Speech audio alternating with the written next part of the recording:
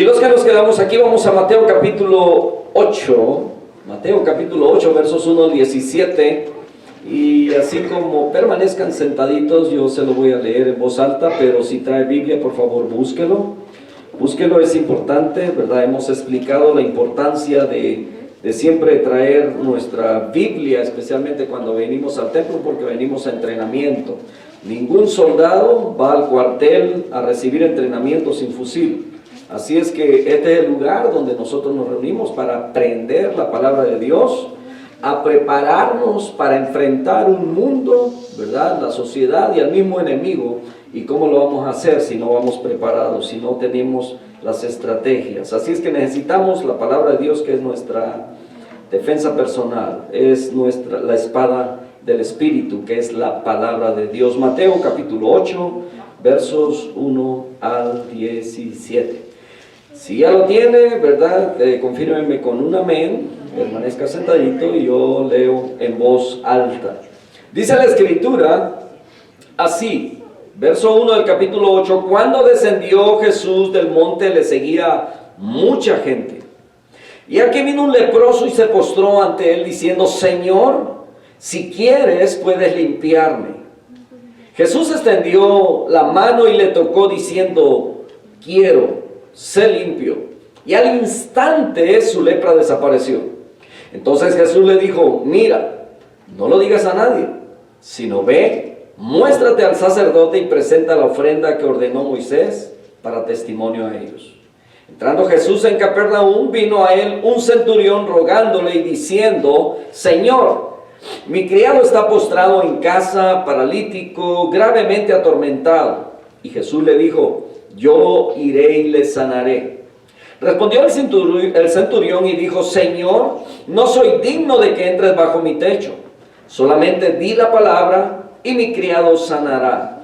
Porque también yo soy hombre bajo autoridad, y tengo bajo mis órdenes soldados, y digo a este: ve y va, y al otro: ven y viene, y a mi siervo: haz esto, y lo hace.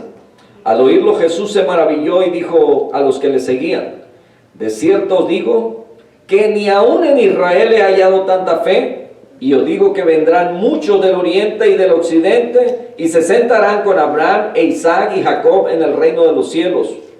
Mas los hijos del reino serán echados a las tinieblas de afuera. Allí será el lloro y el crujir de dientes. Entonces Jesús dijo al centurión: ve, y como creíste, te sea hecho.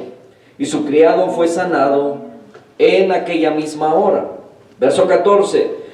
Vino Jesús a casa de Pedro y vio a la suegra de éste postrada en cama con fiebre. Tocó su mano y la fiebre la dejó. Ella se levantó y le servía. Y cuando llegó la noche, trajeron a él muchos endemoniados, y con la palabra echó fuera los demonios y sanó a todos los enfermos, para que se cumpliese lo dicho por el profeta Isaías, cuando dijo: él mismo tomó nuestras enfermedades y llevó nuestras dolencias. Amado Padre y Señor Jesucristo, nuestro Salvador, al venir a este lugar, venimos a instruirnos. Queremos aprender más de tu palabra. Queremos aprender, Señor, de tu soberanía. Aprender de la fe de aquellos que pudieron confiar plenamente. Señor, para que nosotros podamos ejercer o practicar, Señor, esa fe de aquellos. Que nuestra confianza pueda descansar plenamente en ti, reconociendo que tú eres Dios, que tienes poder sobre la enfermedad, sobre cualquier situación o sobrenatural, o aquello en lo que nosotros no podemos tener el control. Tú puedes, tú tienes el control. Por eso te agradecemos en esta noche por tu palabra, que nos da aliento y nos da fortaleza en Cristo Jesús. Amén. Amén. Dice la Escritura, ¿verdad?, que vino cuando Jesucristo descendió del monte. Vimos ahí que desde el capítulo 5 se ha leído, ¿verdad?, del Evangelio de Mateo. Se da cuenta que en el capítulo 5 el Señor dice que sube al monte y sentándose y abriendo su boca les enseñaba, ¿verdad?, acerca del reino de Dios y les enseña las bienaventuranzas, y luego hay muchos temas que abarca hasta el capítulo 7, todo completo, y la gente queda asombrada y maravillada diciendo, wow, este sí nos enseña con autoridad y no como los doctores de la ley, no como los escribas, no como los fariseos.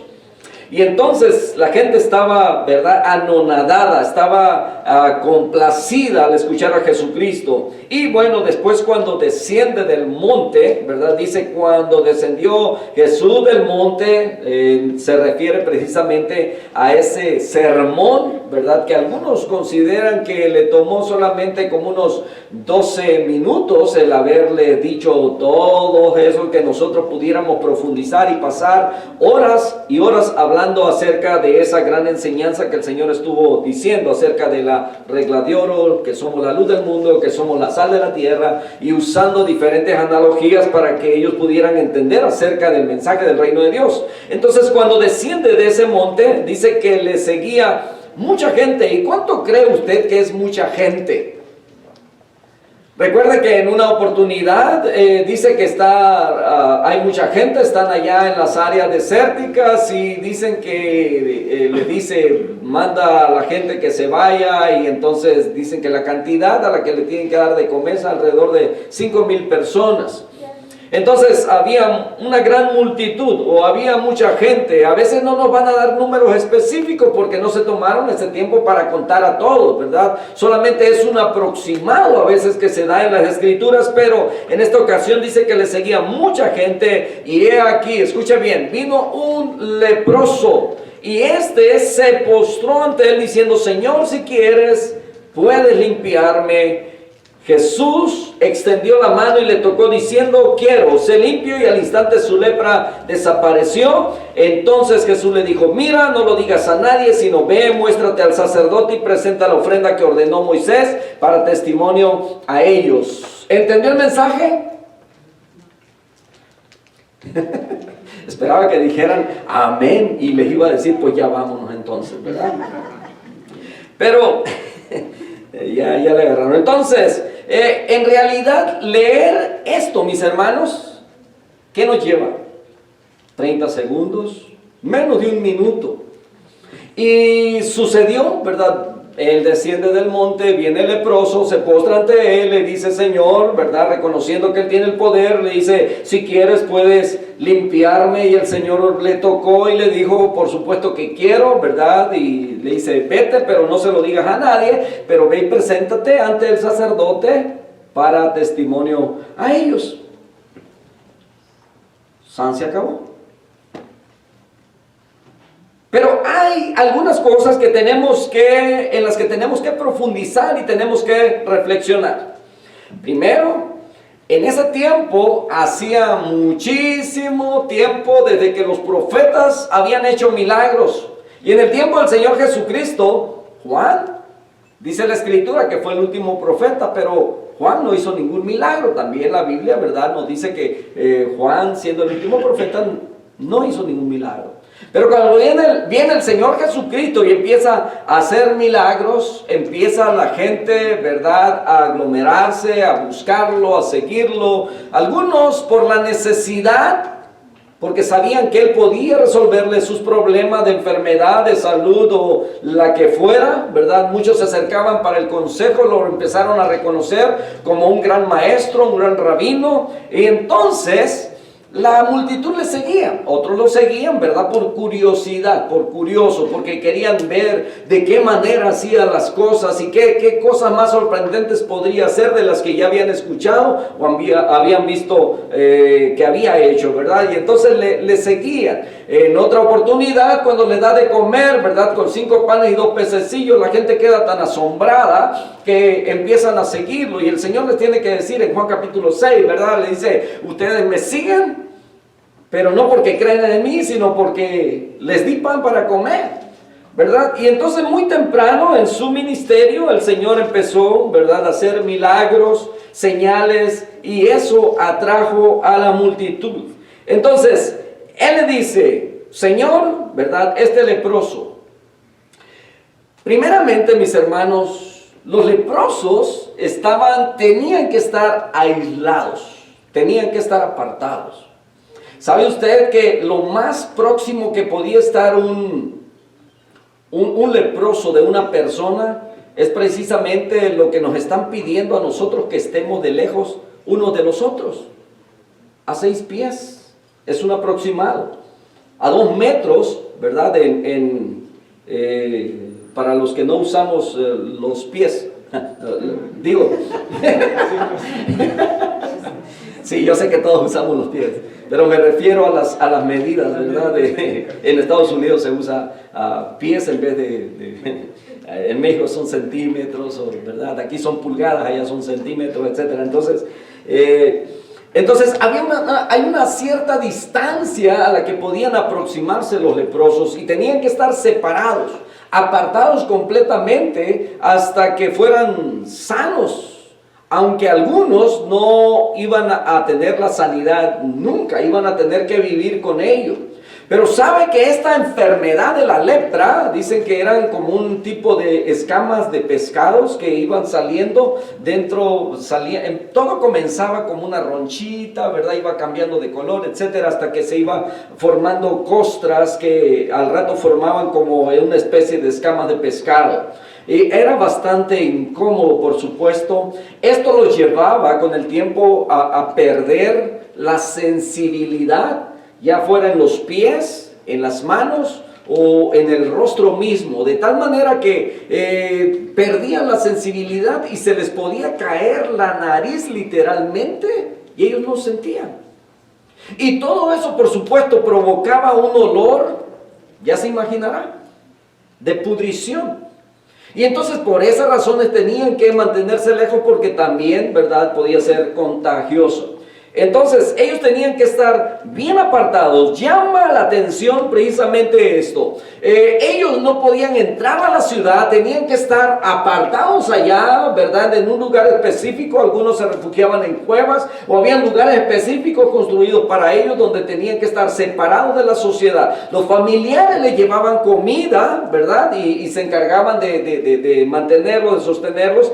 Entonces este leproso, ¿verdad?, aprovechando que el maestro estaba bajando del monte, dice que debió haber escuchado testimonios de alguien. A lo mejor escuchó el testimonio de alguien que había sido leproso y había sido sanado. Es posible que, ¿verdad?, su fe era tan grande que cuando vio que la multitud venía, aunque no hay detalle de todo esto, pero dice que le seguía mucha gente. Y he aquí, dice la Escritura, vino un leproso. Un he aquí nos advierte como algo que estaba fuera de algo normal que debía de suceder, ¿verdad? Entonces imagínense usted, viene un leproso. ¿Sabe qué es lo que tenía que gritar el leproso cuando se iba aproximando alguien que no sabía que él era leproso? Él tenía que gritar: inmundo, inmundo, inmundo, ¿verdad? Pero no era ofendiendo a la otra persona, sino era anunciándose él mismo que estaba enfermo.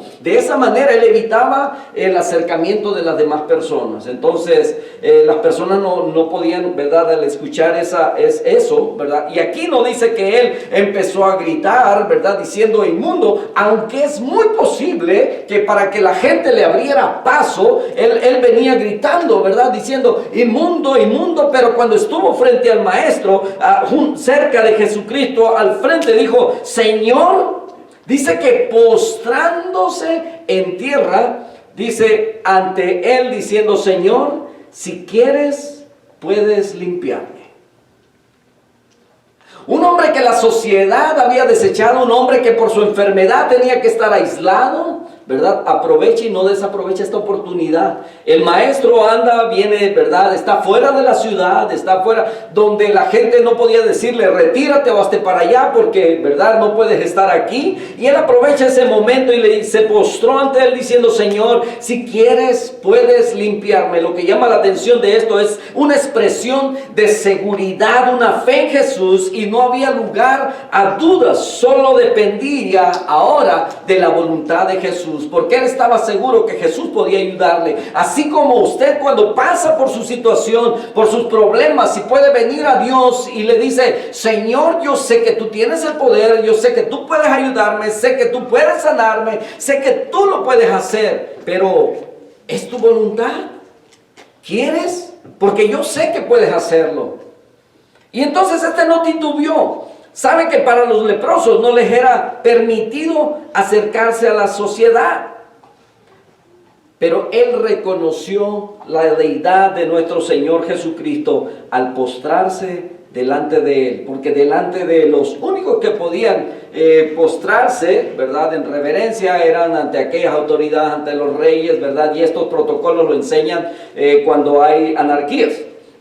Pero en este caso, Israel siempre se postró solamente ante el único Dios verdadero. Este hombre reconoció que quien estaba enfrente de él era el Mesías, porque nunca nadie podía hacer proezas como las que había escuchado o las que había visto hacer a nuestro Señor Jesucristo. Él se acercó y con esa certeza, con esa seguridad, al postrarse delante de él, y Jesús extendió la mano y lo tocó. ¿Sabe que los milagros de nuestro Señor Jesucristo fueron creadores? ¿Se imagina usted a un leproso que quizás, bueno, ya sus músculos, su carne estaba deshaciéndose? Es posible que ya no tenía algunos dedos, porque dicen que esa enfermedad iba carcomiendo algo, un tipo de gangrena que se iba pudriendo, ¿verdad? Cuando ya era muy severo. Y entonces es posible que este hombre ya había perdido algunos miembros. Sin embargo, el Señor Jesucristo dice que le toca. Y el Señor Jesucristo, lo que llama la atención es que Él no tiene ningún prejuicio. Él ve esta necesidad y le dice: quiero ser limpio. Y dice la Escritura que al instante su lepra desapareció. ¿Alguna vez usted ha experimentado una sanidad así? ¿Alguna vez usted ha sentido? Y yo puedo relatarle de algunas que yo le he sentido. En una ocasión yo traía y ya la tenía por meses, una incomodidad en mi hombro. Estoy hablando de hace como unos 20 años, ¿verdad? Y pudiera hablar de muchas otras cosas de las que he sentido que Dios lo hace. Se siente, ¿verdad? Ese día el pastor estaba orando y mientras él oraba, yo pasé al frente, me arrodillé y sentí algo muy caliente que corrió desde la parte de la nuca y bajó hasta la parte baja de mi espalda. Y entonces al final de la oración del pastor yo me levanté y fui y me senté. Y entonces el pastor dijo: ¿alguien experimentó una sanidad esta noche? Yo testifiqué. Y otras dos personas que algo, ¿verdad?, testificaron, no puse atención en ellos. Yo estaba emocionado por lo que yo había sentido. Por supuesto que yo sentí que Dios, pero ¿ha usted experimentado algo como eso? Una cercanía, una seguridad en la que sabe que Dios está obrando, en la que Dios está trabajando. Y no solamente me refiero a ese tipo de sanidad, sino cuando venimos con nuestro corazón todo contaminado por el pecado, porque sabe que la lepra está, ¿verdad?, es una analogía del pecado. Eso es un comparativo. Siempre fue utilizado en el Antiguo Testamento como parte de un pecado. Y entonces esto es algo que cuando venimos a nuestro Dios, ¿verdad?, con cargas, con peso de pecados y todo ello, y reconocemos que Él puede perdonarnos, que Él nos limpia, y salimos de aquí bien descansados. Jesús le dijo: vete, pero no se lo digas a nadie. Aquí el Señor todavía no deseaba la publicidad, aunque una multitud lo seguía, pero era imposible callar este milagro creado. Esa noticia o publicidad impediría o desviaría la atención de la predicación de nuestro Señor Jesucristo. ¿Sabe que eso es lo que sucede hoy en día con tanta gente que predica acerca de la sanidad? ¿Ha escuchado usted de hombres, de siervos de Dios que, verdad, venga noche de milagro, verdad, venga por su milagro? Pero nunca predican acerca del perdón y de la salvación que hay en Cristo Jesús, del arrepentimiento. Y el Señor lo que Él quiere sanar es nuestro interior.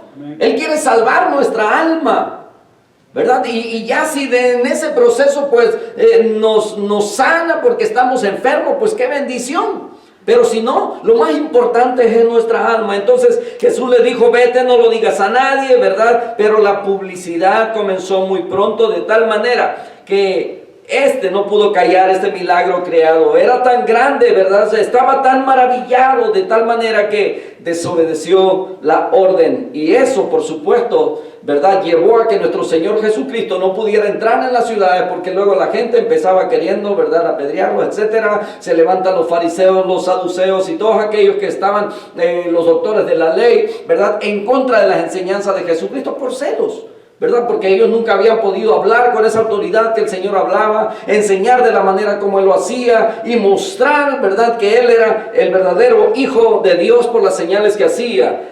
Lo reconoció en el capítulo 3, Nicodemo, ¿verdad? Él reconoce, sabemos que has venido de Dios, porque nadie puede hacer las cosas que tú haces si Dios no está con Él. Entonces, había un reconocimiento de parte de ellos, pero se levantaron en celos. Entonces, todo eso llevó a que nuestro Señor Jesucristo llevara su ministerio al desierto.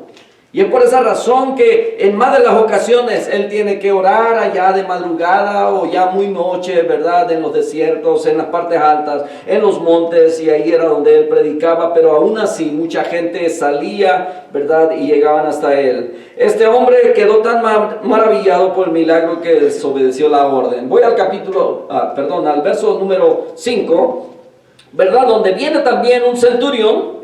Entrando Jesús, ahora entrando a la ciudad, ¿verdad?, de Capernaum, y dice que vino a él un centurión rogándole y diciéndole, pero bueno, vamos a ver este evento. Dice, Señor, mi criado está postrado en casa, paralítico, gravemente atormentado. Bien, entonces dice la Escritura que Jesús le dijo, yo iré y le sanaré.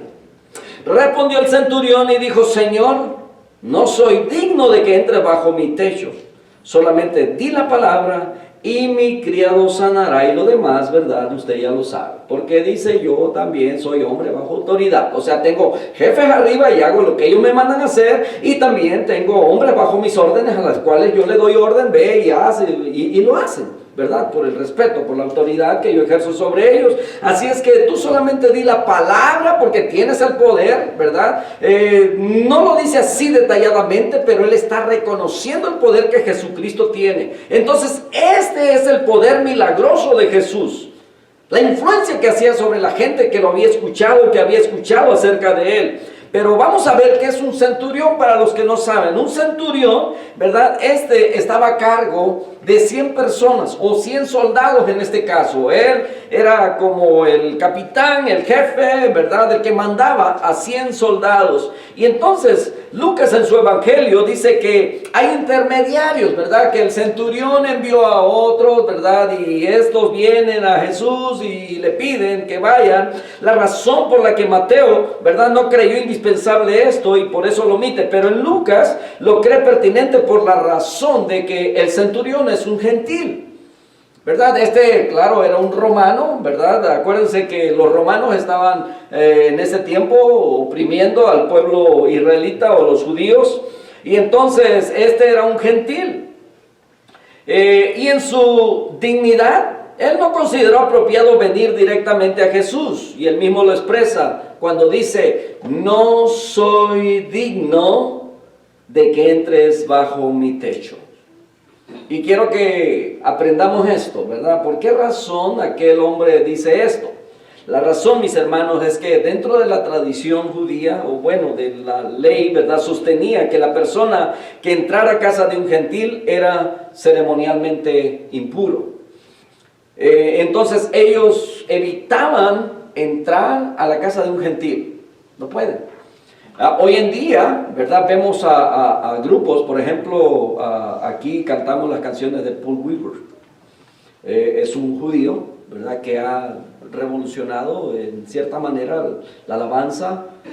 Y él, cuando hace eventos en sinagogas, ahí no entra alguien que no sea judío. O sea, hasta hoy mantienen, ¿verdad?, ese celo por guardar esas tradiciones, los judíos. De tal manera que cumplen con la ley según les fue establecido, porque para ellos son mandamientos perpetuos. Y entonces este centurión, centurión posiblemente, ¿verdad? Entonces, al considerar esto, al saber eso, estando familiarizado, ¿verdad? Posiblemente él conocía ciertas tradiciones que no le permitían a los judíos entrar dentro de una casa gentil, ¿verdad? Porque entonces era considerado impuro. Entonces es por esa razón que dice: yo no soy digno de que entres bajo mi techo. Antes, cuando yo leía esto, decía: pero ¿por qué dice esas cosas? Pero ya cuando empezamos a profundizar en el estudio nos vamos dando cuenta, ¿verdad?, de cómo ellos trataban esos aspectos ceremoniales. Entonces, si uno entraba a un hogar no judío, era considerado impuro. Entonces el centurión posiblemente, ¿verdad?, a sabiendas de esto, no quiso que Jesús sufriera este inconveniente por su causa, pero tenía la suficiente fe para saber que Jesús tenía el poder y que con su sola palabra de autoridad podía sanar a su siervo. ¿Cuántos aquí creen que Dios puede hacerlo? Hemos orado por personas que están tan lejos de nosotros y Dios puede hacerlo. Nunca desconfiemos, ¿verdad? Es que, bueno, Dios nos escucha, pero pues esta persona está hasta allá. No dejemos de orar por aquellos que están tan lejos, porque nuestras oraciones, ¿verdad?, es Dios obrando en la distancia donde cualquier parte del mundo donde esté nuestra familia. Entonces, este hombre tuvo la suficiente fe, ¿verdad? La expresión de que ni aún en Israel, dijo el Señor Jesucristo, he hallado tanta fe. Este centurión entendió la absoluta autoridad de Jesús. Incluso algunos de los discípulos del Señor, escuche bien, ya tenían a lo mejor un tiempo, ¿verdad?, con el Señor, y todavía no entendían o no veían lo que otros podían entender y ver o creer, ¿verdad? Porque en este caso, si va ahí en el mismo capítulo 8, en el verso 26, vemos que ellos están aterrorizados. Se metieron en una barca, se levanta una tempestad, el Señor, ¿verdad?, va dormido.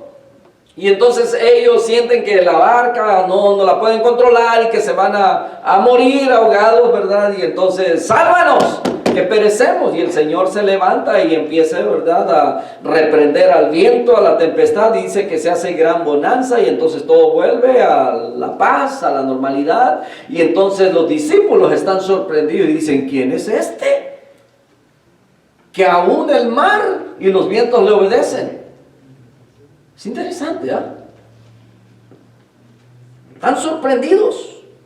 Quiere decir que por eso el Señor Jesucristo expresa esto: ni aún en Israel he hallado tanta fe como la de este centurión. El centurión entendió, ¿verdad?, la absoluta autoridad de Jesús. Muchos, dice también más adelantito, ¿verdad?, muchos del oriente y del occidente, dice, vendrán y se sentarán, ¿verdad?, en el reino. Y esto hace referencia, mis hermanos, a los gentiles. ¿Y quiénes son los gentiles? Nosotros. Todo aquel que no es judío es un gentil.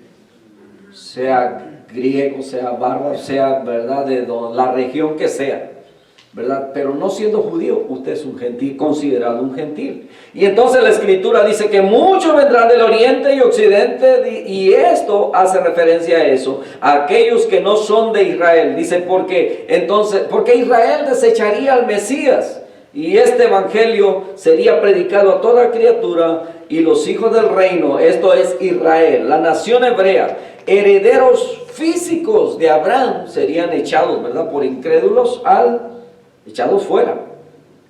Por eso el capítulo 1 de Juan, en el verso 11, dice que Jesucristo vino a los suyos, pero los suyos, mas a todos los que le recibieron y a los que creen en su nombre, les ha dado potestad de ser hechos hijos de Dios. Y esa palabra potestad la hemos explicado, ¿verdad? Es poder, es autoridad, es derecho, ¿verdad? Derecho como hijos, así como Jesucristo, que es el unigénito Hijo de Dios, ese mismo derecho nos los ha dado Dios a nosotros como hijos adoptados. Entonces por eso somos coherederos juntamente con Jesucristo, gracias a la salvación que Él nos brindó ahí en la cruz del Calvario al pagar el precio por nosotros. Entonces los no creyentes, o Israel por no haber creído, y el Señor Jesucristo lo dice ahí, dice en el verso 11, yo digo que vendrán muchos del oriente y del occidente y se sentarán con Abraham, Isaac y Jacob del reino de los cielos. ¿Se imagina cómo estaban siendo esas palabras para los judíos, para los doctores, para los maestros que estaban ahí escuchándolo? Esto era como un cubetazo de agua fría, era como una ofensa para ellos. ¿Cómo es posible que estos gentiles, verdad, si son impuros, van a estar sentados, van a entrar al reino? Mas los hijos del reino, dice, y eso, verdad, se refiere al pueblo hebreo, ¿verdad? Que son los hijos físicos, la descendencia física de Abraham. Y entonces ellos en sus enseñanzas judías, ¿verdad? Ellos creían que los únicos que iban a estar sentados allá y iban a gozar de esa plena comunión con Dios eran ellos, y que todos los demás estaban perdidos. Dice, mas los hijos del reino serán echados a las tinieblas de afuera. Allí será el lloro y el crujir de dientes. Y eso de lloro y crujir de dientes hacen referencia a una agonía eterna para los que estén, ¿en dónde? En el infierno. Entonces, Él dijo, como creíste, te sea hecho. Algunas veces, mis hermanos, la fe fue envuelta en las curaciones del Señor, ¿verdad? Como en el caso de la fe del centurión, aunque no era la fe verdadera o la fe de aquel que estaba enfermo, pero alguien tuvo fe, y hemos explicado también esto. El Señor es soberano. Él sana porque Él quiere.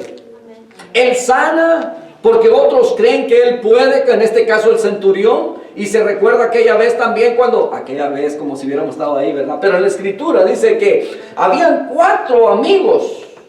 Tenían un amigo que estaba inválido, y dice que supieron que el Señor estaba en cierto lugar, en cierta casa, y dice que lo trajeron, pero la multitud impedía que ellos pudieran entrar. Y entonces dice que subiendo al techo, subieron al enfermo, que quizás estaba paralizado, y dice que abrieron un agujero por arriba y con cuerdas lo descendieron, ¿verdad?, hacia donde estaba el Señor. Y dice que, y el Señor, al ver la fe, ¿de quiénes?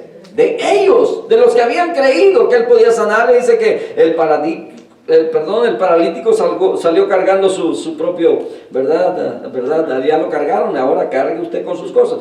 Entonces, vemos que el Señor es soberano. Él sana porque Él quiere. Él sana por la fe, por la intercesión de otros, pero también Él sana por la fe. ¿Te acuerdan de aquella mujer que dijo, tu fe te ha salvado? Entonces, juntamente con la sanidad venía la salvación y todo el paquete completo que el Señor sabe dar. Entonces, dice la Escritura, ¿verdad?, que también los endemoniados eran traídos. Y déjenme decirle que habían muchos en aquel tiempo, y no podemos decir que en estos tiempos no hay. Por supuesto que los hay, ¿verdad? Y los endemoniados tienen que ver con aquellas personas que están bajo la influencia o bajo el control interno de un demonio. Los casos de demonios con los que el Señor enfrentó o trató en ese tiempo era una posesión completa que controlaban todo el cuerpo, al punto de que los demonios podían hablar a través de las personas. En otros casos causarles trastornos, en otros violencia, y en otros un enmudecimiento. Entonces, ahora veamos en primer lugar al principio los primeros 3 milagros que el Señor realiza. Ahorita vamos a llegar al tercero. Hay 3, ¿verdad? La curación de uno con lepra, la curación de uno que tenía parálisis, ¿verdad? Y eso de parálisis podría haber sido causado por muchas cosas. Después, bueno, vamos a continuar en esa lectura, donde Jesucristo, en el verso 14, dice que vino Jesús a casa de Pedro. ¿Y cuál Pedro sería? Simón Pedro. Acuérdense que su verdadero nombre no era Pedro, sino Simón, ¿verdad? Pero cuando el Señor lo conoció y le dijo, bueno, Simón, tú serás llamado Cefas, o Pedro en griego, ¿verdad? Y Pedro quiere decir piedra. Y todavía no se ponen de acuerdo los grandes estudiosos o teólogos, ¿verdad? No saben por qué le cambió el nombre, por qué le puso ese nickname, ¿verdad? Si era por duro, por rudo, por duro de corazón, duro de creer, no se sabe, ¿verdad? El asunto es que llega a la casa de Pedro y dice que vio a la suegra de postrada en cama, ¿verdad? A lo mejor llegaron y entonces a lo mejor la comida no estaba lista. Esto es de mi cosecha, ¿ok? ¿Verdad? Entonces esto es para que podamos entender el asunto, ¿verdad? Porque alguien notó, a lo mejor el Señor Jesucristo llegó, ¿verdad? Miró a la familia, pero no miró a la suegra, y a lo mejor preguntó: Pedro, ¿dónde está tu suegra? Espero que no la hayas corrido todavía de la casa, ¿verdad? Y entonces dice que, bueno, se da cuenta o le hacen saber, ¿verdad?, que la suegra está enferma. Recuerda que la escritura, ¿verdad?, no hay detalles de todos esos eventos, ¿verdad? Podemos leerla y rapidito pasamos por ella. Pero el Señor llegó, ¿verdad?, ve, está hablando con sus discípulos y todo ello. Alguien le comunica: mira que la señora está postrada en cama, no se puede levantar, tiene una alta fiebre, ¿verdad? Y entonces el Señor se compadece, ¿verdad? Y entonces a lo mejor le dicen: acompáñame, ¿dónde está? Vamos, ¿verdad? Y entonces dice que tocó su mano y la fiebre la dejó y ella se levantó y le servía. Y cuando llegó la noche, ¿verdad? ¿Verdad? Ahí se brincan muchas enseñanzas que a lo mejor pudieron haber dicho en ese momento. No dice a qué horas llegaron, pero dice que cuando llegó la noche trajeron a él muchos endemoniados. Es posible, ¿verdad?, que después de una jornada de trabajo la gente estaba desesperada por terminar su jornada y decir: yo quiero ir a aquel lugar porque me dicen que allá es donde está el maestro y yo sé que mi enfermo, ¿verdad?,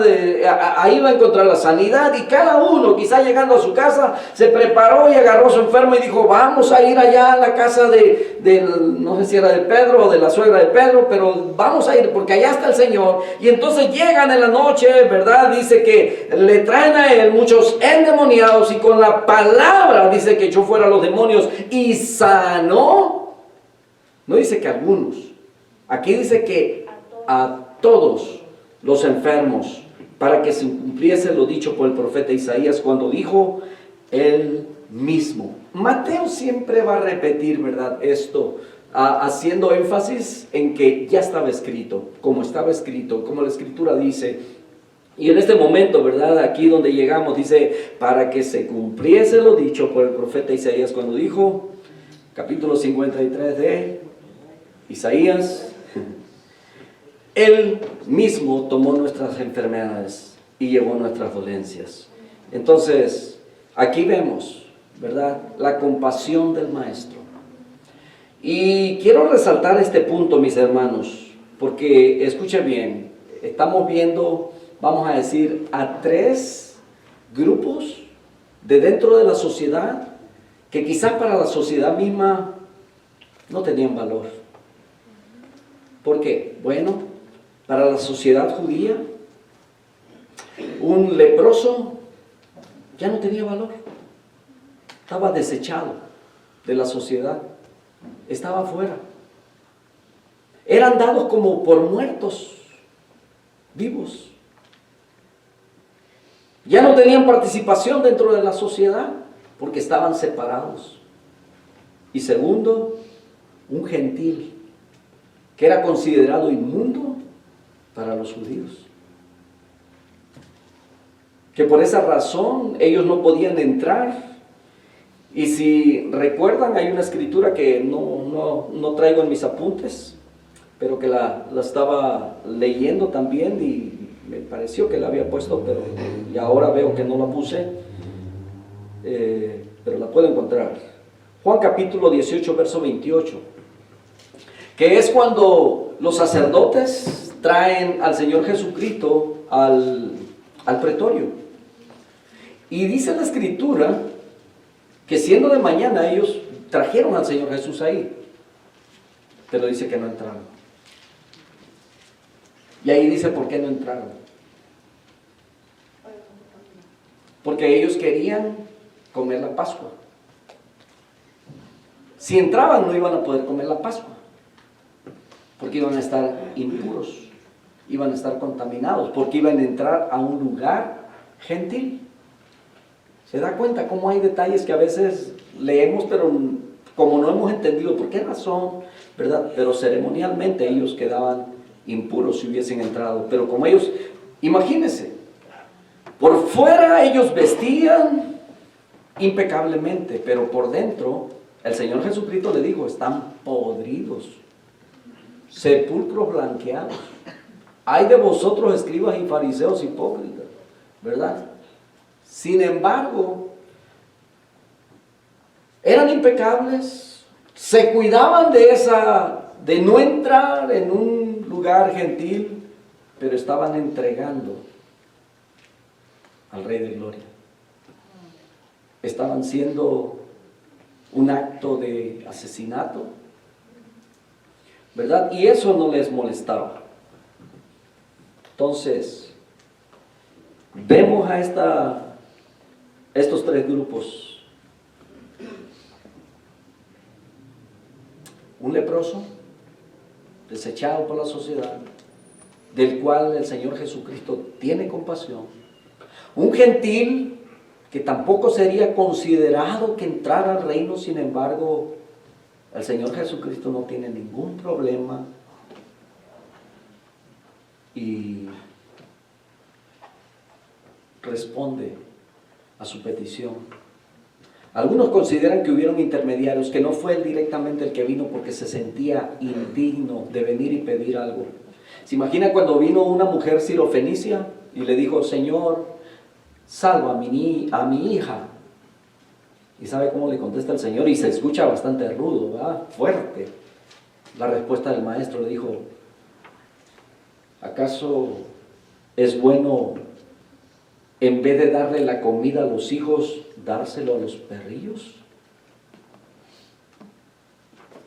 Pero aquella mujer, en su gran necesidad,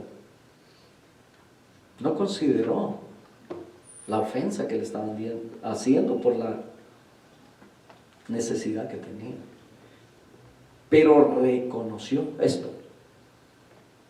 Dijo, aún los perrillos comen de lo que cae, de las migajas que caen de la mesa de sus amos.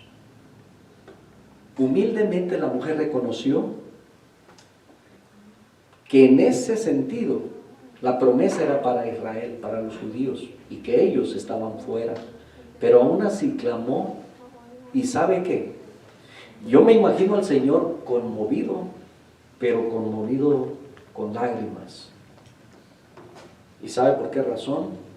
Porque su pueblo incrédulo, que a pesar de ver todas las obras que había hecho, ¿sabe qué consideraban?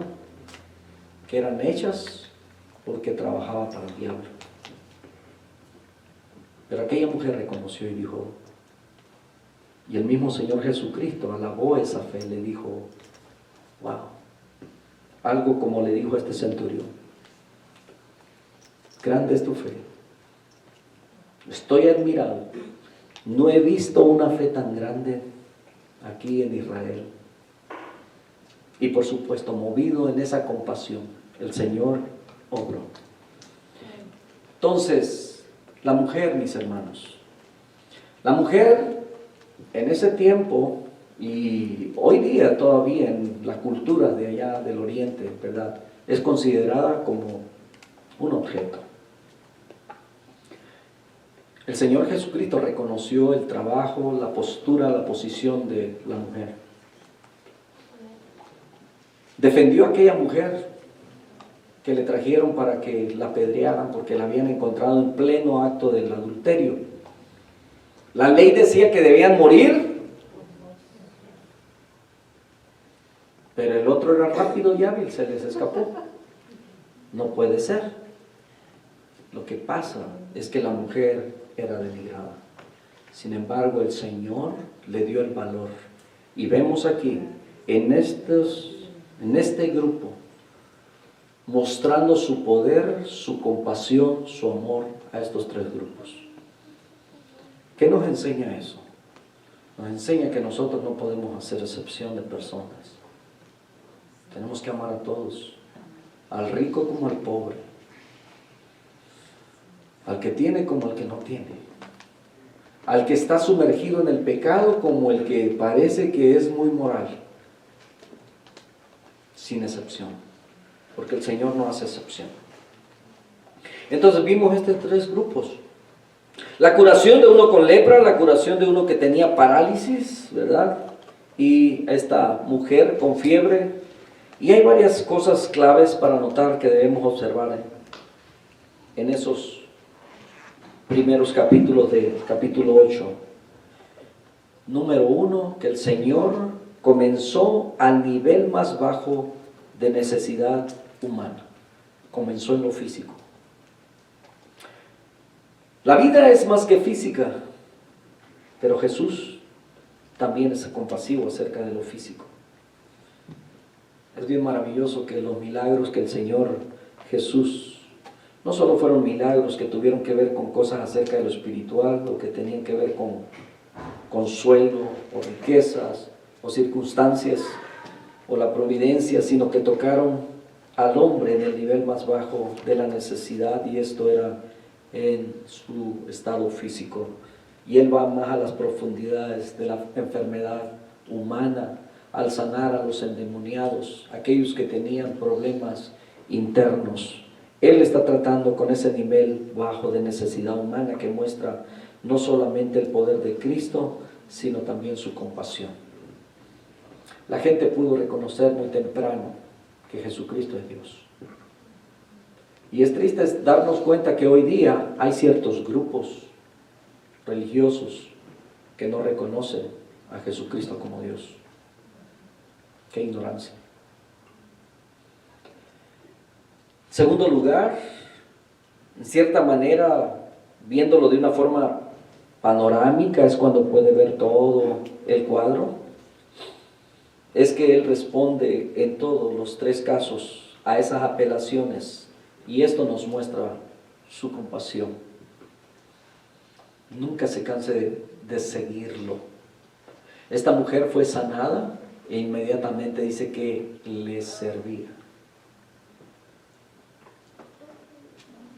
Hay mucha gente que Dios le ayuda a salir de todas sus situaciones, todas las circunstancias adversas, y una vez conseguido, hace como hicieron muchos también. Recibieron aquello y nunca regresaron. ¿Se acuerda de aquellos 10 leprosos? Todos fueron sanados. Uno solo regresó. Y ese uno ni siquiera era judío. Era extranjero. Era un samaritano, pero agradecido. Entonces, en los tres casos, Él responde a la apelación del corazón de la gente. Y lo tercero que debemos notar es que estos tres milagros, como en todo caso, Él actúa en base a su propia voluntad, porque Él quiere. Aunque Él muestra empatía y al mismo tiempo muestra una compasión profunda, Él también es soberano. Y eso es algo que ya he explicado. Él actúa porque Él quiere. Recuerdo aquel hombre, ¿verdad?, en la Escritura, cuando dice que llega a Betesda. Era un estanque donde los judíos en ese tiempo creían, ¿verdad? Era algo así como de superstición, que bajaba un ángel, tocaba el agua, lo removía, y el primero que bajaba era sanado, ¿verdad? Esto era como algo fuera de serie. El Señor Jesucristo llega y dice que hay mucha gente ahí, pero se dirige a uno solo. ¿Quieres ser sano? Ah, pero Señor, cuando viene el ángel, ¿verdad? Yo le he dado un coscorreo y le he dicho que si quieres ser sano, hombre.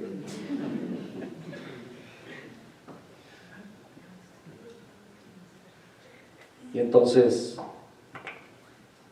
el Señor lo sana. El Señor se va. Y luego resulta que pues ni supo quién fue, porque le preguntan, ¿quién?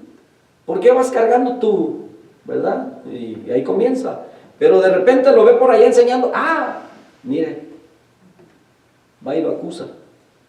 Aquel que está allá, ese es el que... ¿Qué cosas?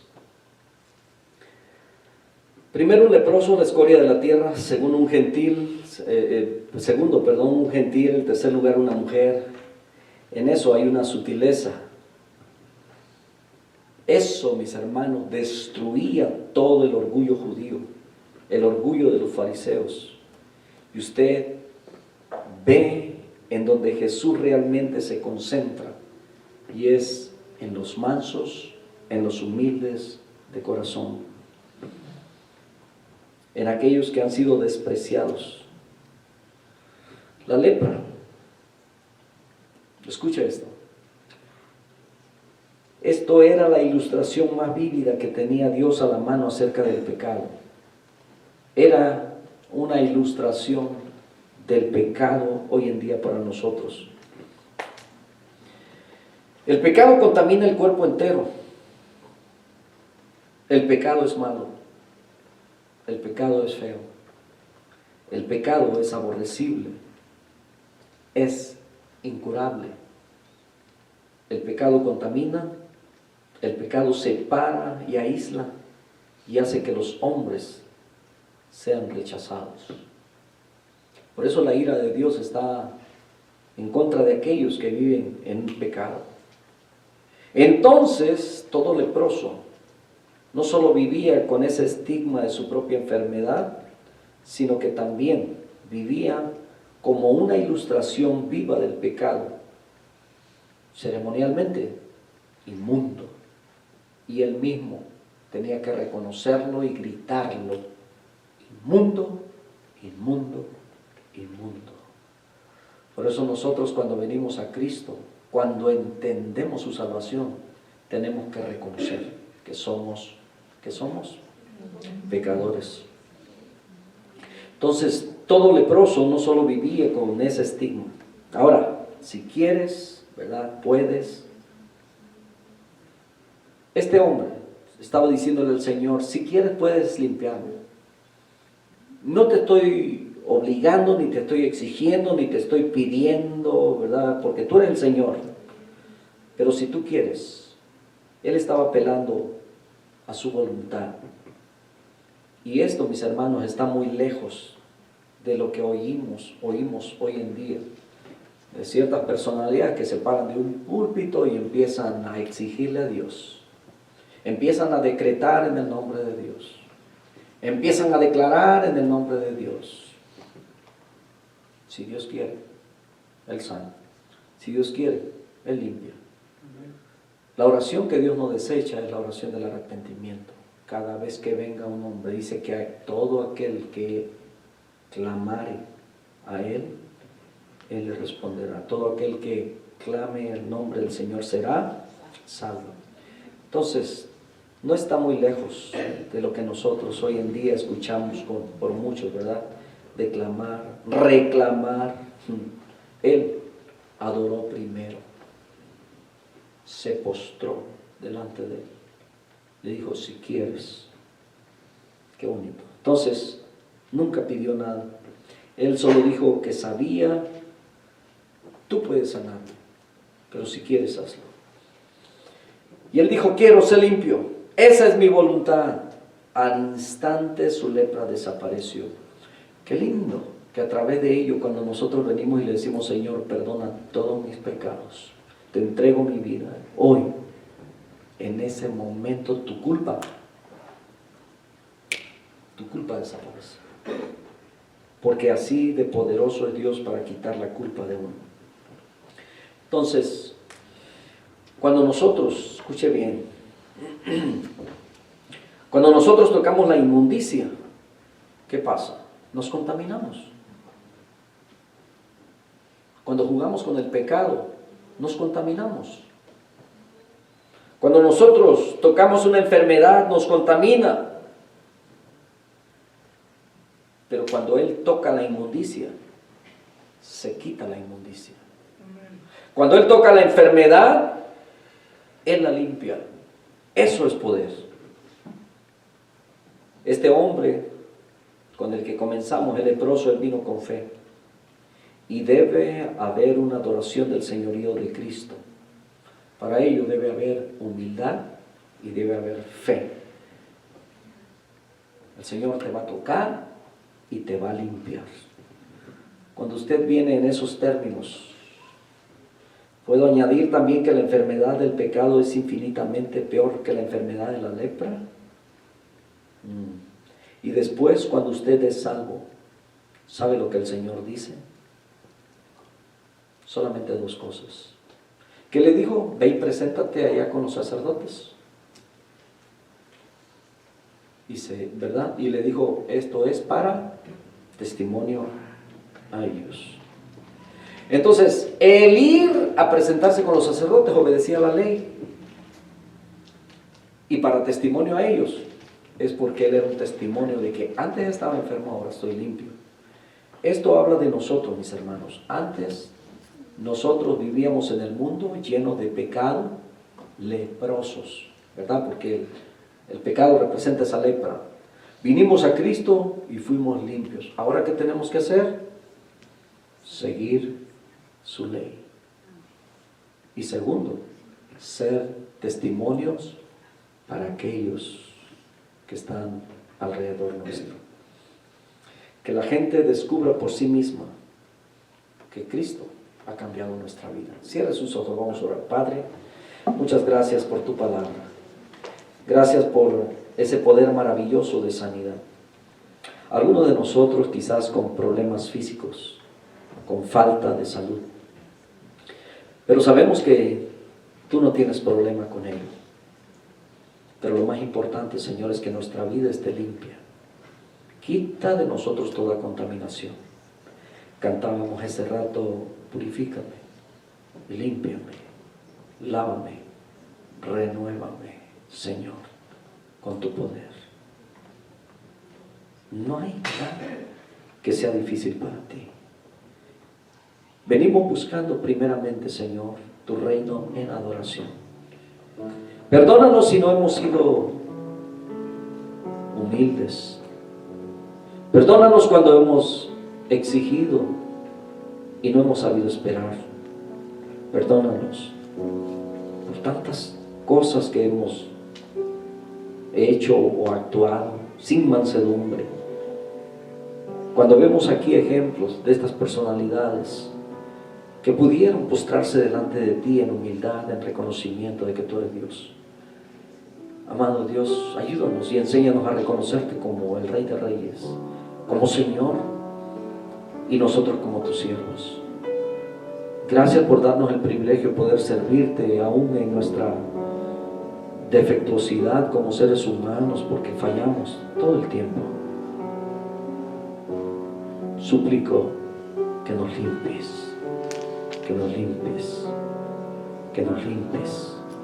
Ayúdanos a caminar en esa santidad que tú demandas. Muchas gracias te damos.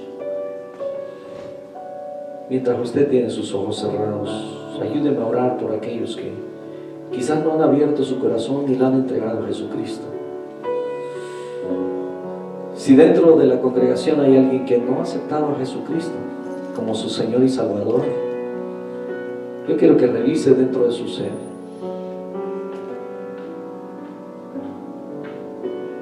Y que no desperdicie el tiempo. Que en esta noche pueda clamar a Dios con todo su ser por salvación. Lo único que tiene que hacer es decirle: Señor Jesús, yo reconozco que soy pecador, que estoy contaminado con el pecado del mundo, pero vengo a ti para que tú me limpies. Viviendo la vida aquí, viviendo parte de la vida ya, no vamos a alcanzar la felicidad. Nunca vamos a ser felices. Yo te invito para que hagas un compromiso con Dios. Después de esto, yo estoy seguro que aquellos que recibieron ese poder y sintieron ese poder maravilloso nunca más se apartaron de Jesús. Ese es el deseo nuestro, que nunca te apartes de los caminos de Dios. Te irá bien. Serás como árbol plantado junto a corrientes de aguas, si decides seguirle hoy. Amado Padre, nos vamos de este lugar, pero tu presencia va con nosotros y te agradecemos por ello. Guárdanos. Y hasta el miércoles, cuando nos volvemos a ver, Bendice a los ministerios, bendice a cada uno de mis hermanos que están al frente de un ministerio, cada actividad, Señor, cada evento que estamos por hacer.